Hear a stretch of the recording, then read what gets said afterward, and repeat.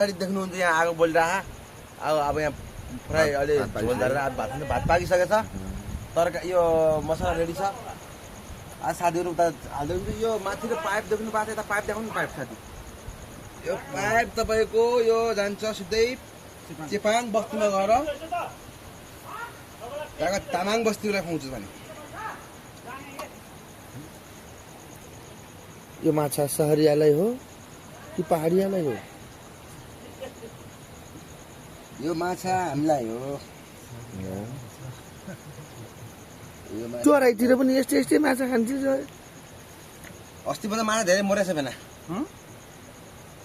अस्तिको लटमा बिहानमा बिहान उ भयो क्या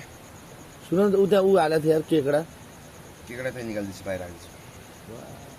अस्ति बेलुका हामी पकाएर खायौँ नि त्यो पनि धेरै छ यो सुत्खोलाको माछा हाम्रो बाउ बाजेहरूले खाँदै हामीले पनि अहिले पुस्तासम्म पुगेछ र आउने पुस्ताहरूलाई पनि पुगोस् भन्ने हाम्रो कामना छ होइन